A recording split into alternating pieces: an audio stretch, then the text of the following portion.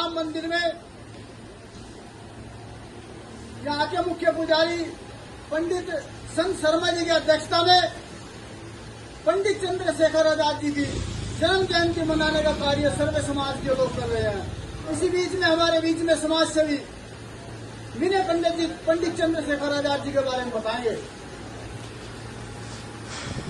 आज परम पवित्र हनुमंत धाम मां बाला सुंदरी जी के प्रांगण में हम सभी लोग एक महान योद्धा, एक हिंदुस्तान के क्रांतिकारी पंडित चंद्रशेखर आजाद तिवारी जी का जन्म दिवस मना रहे हैं। मध्य प्रदेश में भावरा गांव में पंडित सीताराम जी के घर में मां जगरानी जी के आंचल में एक बालक 23 जुलाई सन 1906 को पैदा होता है और उस वक्त जो है अंग्रेजों का शासन हमारे हिंदुस्तान पर चल रहा होता है। अंग्रेजों की कूटनीति फूट डालो राज करो की और पूरे हिंदुस्तान को अपने में कब्जा कर रखा था। इतना क्रूर शासन चल रहा था, अत्याचार अंग्रेजों का बढ़ रहा था।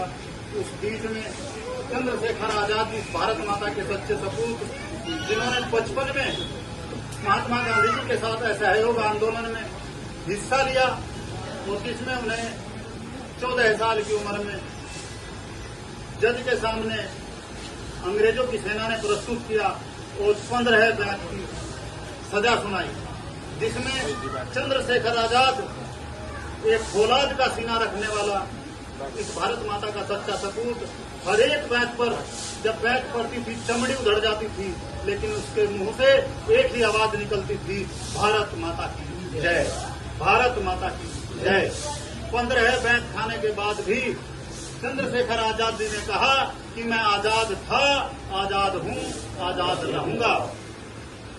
वही चंद्रशेखर आजाद जी इस अंग्रेज शासन के पैर उखाड़ने के लिए हमेशा तत्पर रहे।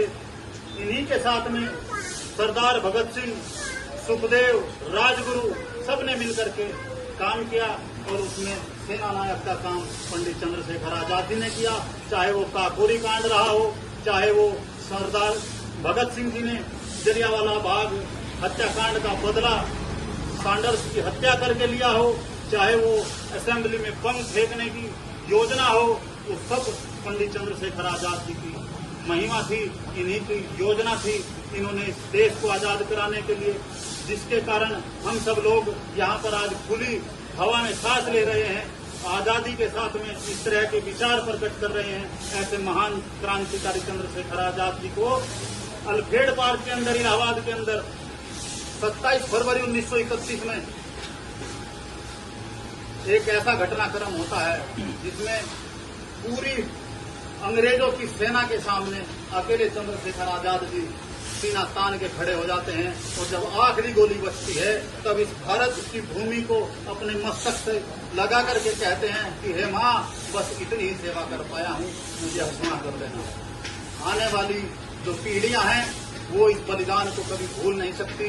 ये आजाद हिंदुस्तान आज इस हनुमान धाम के अंदर महंत संत जी के सानिध्य में हमारे भाई रोहित कौशिक जी, हमारे भाई शुभम वत्स जी और हम सब मिलकर के सभी समाज के लोग आज पंडित चंद्रशेखर आजाद जी भारत माता के सच्चे सपूत की जयंती मना रहे हैं। सभी को बहुत बहुत शुभकामनाएं, बहुत बहुत धन्यवाद। भारत माता की जय।